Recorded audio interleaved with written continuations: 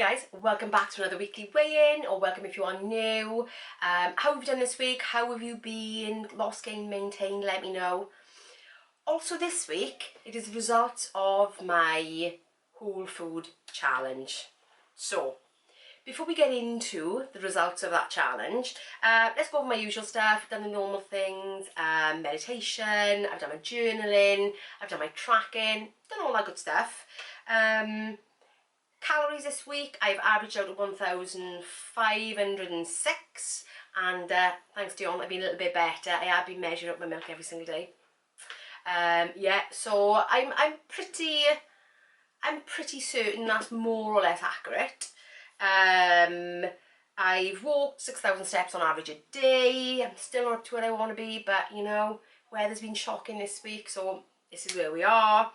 Let's have a look, what else? Okay, before I tell you how I actually did this week, let's get into the pros and the cons of this whole food challenge. If you would have seen our Sunday's video and last Tuesday's what I ate in a day, if not, I leave some of them linked up above, and I'll leave a link to the bottom, and I leave them at the end of the video, so you can go back and have a look and look in full about what I was doing and why I was doing it. So it's been quite an interesting week. I always say it's been an interesting week, but this week has been particularly interesting. So let's get into the pros and cons. Let's start off with the cons because, you know, we like to end on a positive note. Cons this week have been, I really miss my sourdough because the challenge or the way of eating that I've been kind of following is from the result of reading a book called Why We Eat Too Much by Dr. Andrew Jenkins. And if you're wondering, you can go back and look at that Sunday video, I'll explain all that, so I don't have to go over it again. Yeah, so one thing he recommends is the whole foods, but cutting out bread, because he talks about wheat and actually how that plays its role in the Western diet because it's overly processed now where it wasn't before. Even though my sourdough isn't overly processed, I thought, cut it for a week, let's see what happens. So that is what I did. So that's the one... That was the one downside, I would say, was having to cut out my bread, because even though I don't eat an awful lot of bread these days, I still eat some and I do miss it, and the impact of that really brings me on to my next downside. Lunches and evening meals, that was pretty easy because that's kind of the way I cook now anyway. That was pretty easy, but breakfast usually for me includes some sort of bread, so that I found a bit of a challenge because it limited the variety of what I could eat for breakfast.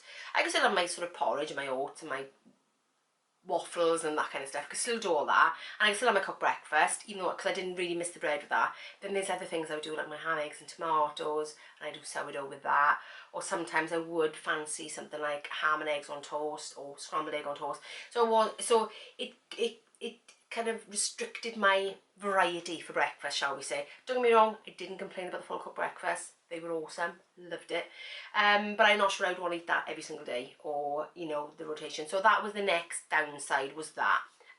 But those were the only two downsides for me, really, was the bread thing. So, on to the pros. Well, I wasn't expecting these results, because I was thinking more along the lines of the weight loss aspect of it. You know, would it help my weight loss? So the pros that I'm going to go over were things I wasn't expecting, that I wasn't expecting to happen as a result of changing certain aspects of my diet. I wasn't expecting these, so let's go through these, because these were the interesting things. So, as I said, I've been struggling with cravings. All my cravings went. Every single craving I had for any single sugary anything went. No cravings whatsoever, which was quite unbelievable, really. After the couple of months I've had, no cravings, none at all. Next thing, even though in between, you know, when I'm waiting for my next meal, I would get hungry, which hunger's a good thing. I would get hungry. It wasn't the same gnawing kind of hunger that I would have had before. Plus as well, there was no evening that I went to bed feeling hungry. None. None at all. None whatsoever. It was really interesting, because even the hunger, it wasn't distracting, it wasn't gnawing, it was, yeah, it was, I felt hungry, but not to the point where I thought I'm going to gnaw my own arm off, kind of thing. It wasn't like that. It was a different kind of hunger, so I wasn't expecting that either. The next thing was, it made my fasting so much easier to do. Now, I know that if you listen to any fasting experts, they talk about cutting out the processed stuff because it makes fasting more difficult. And I kind of used to think, why? What difference does that actually make? But I have noticed that I don't get as hungry so quickly in the morning. And even if I do get a bit hungry, usually if I have a drink, it would go away. Whereas previously, especially after the Domino's pizza one time, which you'll know about, nothing could satisfy that hunger. Even when I'd eaten, I was still hungry. But there was none of that. I could have a drink and it would pass. Even to the point where I unintentionally ended up doing, I think, over a 20-hour fast one day. Not intentionally. I was in work, I was busy, you know, and I did turn around and say on my last What I Eat in a Day that I was planning on having 3 meals on my work days, but I didn't need it. So I'd even gone down to 2 meals a day. So I'd almost done 3 days of 20-hour fasts, which I've never been able to achieve before, because my hunger would get the better of me, or then I wouldn't feel right. So, but no, it made fasting so much easier. So much easier. Next thing, I didn't actually miss the junk. I thought I might, because, you know, I'd been having a nice little run on, you know, Magnums, because they've been on special offer in Tesco, and I thought I would miss it, but I didn't. I think the main reason why is I always liked fruity kind of stuff, so to replace that, I had fruit and cream on the weekend. I had strawberries and cream, or I had strawberry and banana and cream, or just a fruit salad and cream on the weekend. And I've got to be honest with you, I didn't miss the ice cream. I'm not a massive ice cream lover, but I did go on a run of it because once I'd had one, I was craving more. But I had that on the weekend, loved it, absolutely loved it. So I didn't miss the junk at all. And I thought, because I was in work one day and there were people eating crisps in front of me, and I was thinking, do I miss that? Not really. Not really.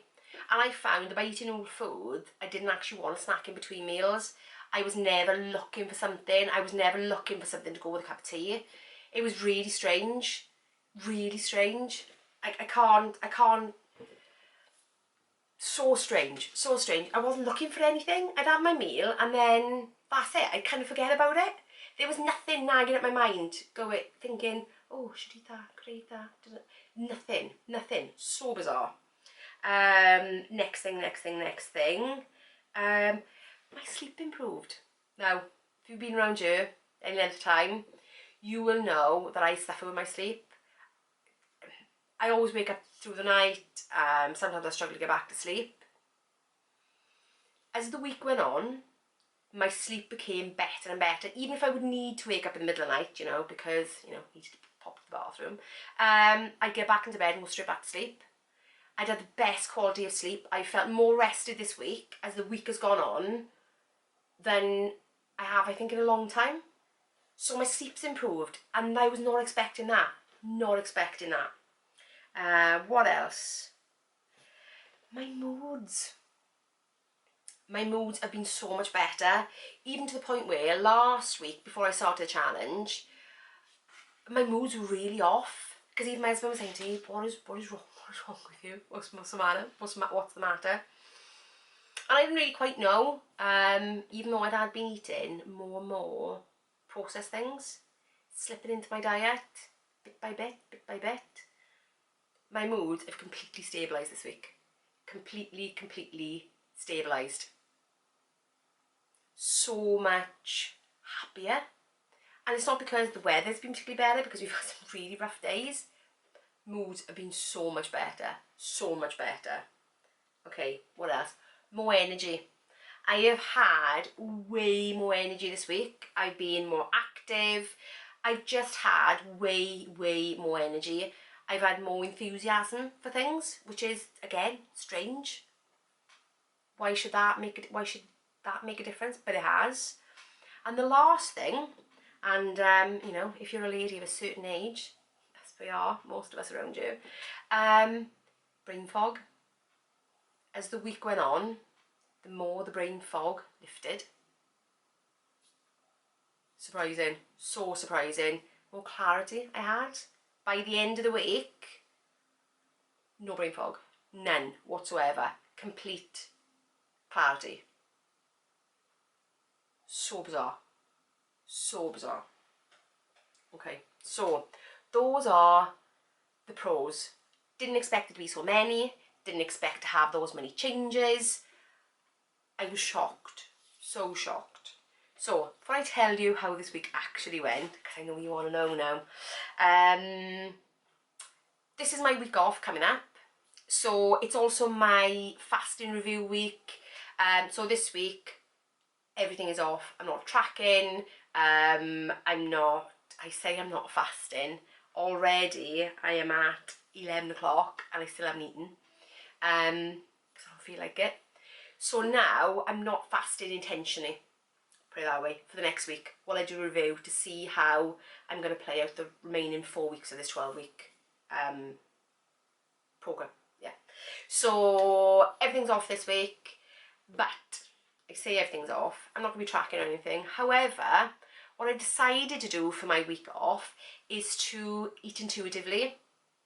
So another challenge, guys. This week is a week of whole foods intuitive eating.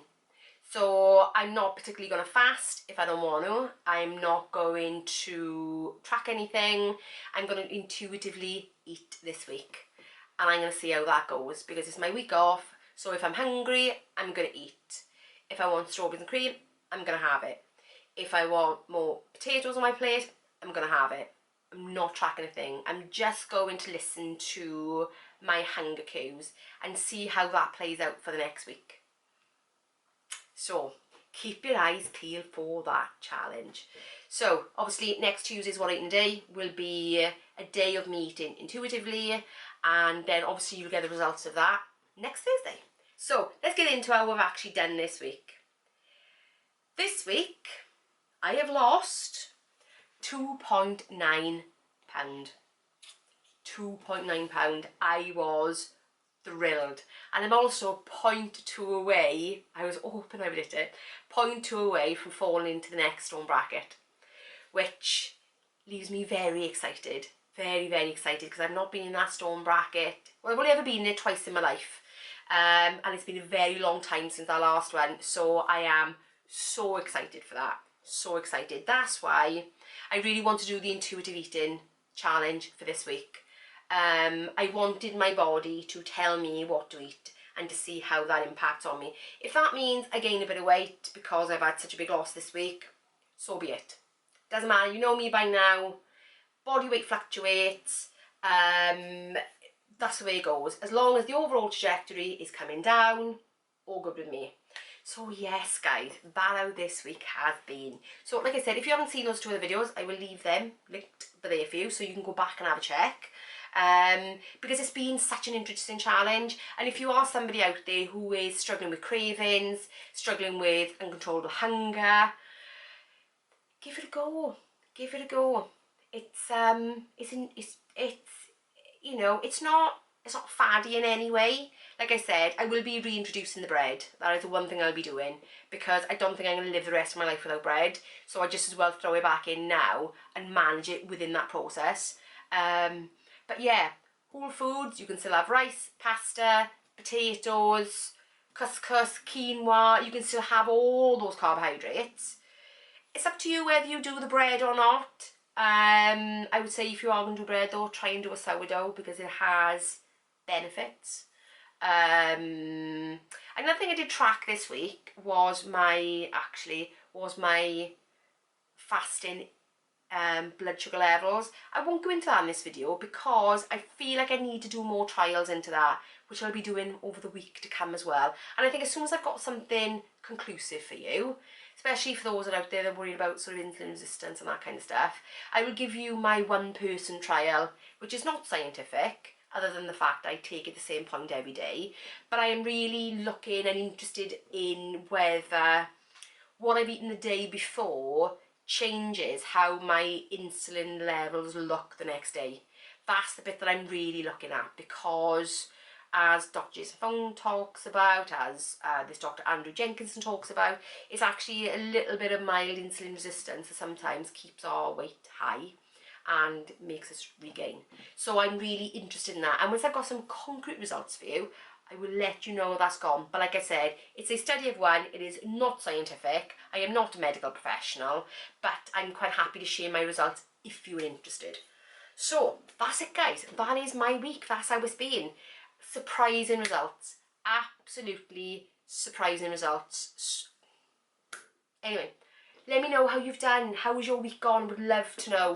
If you want to know any more detail about what I've done, you can either comment below, or if you've got some specific questions, put all your questions in, and maybe I'll do a Q&A into the intermittent fasting, the whole food eating, that kind of stuff. So yeah, if you've got any questions, leave them down below, and I'm more than willing and happy to answer them. So anyway, guys, have a really good week, and I will see you Sunday's video. Bye, guys.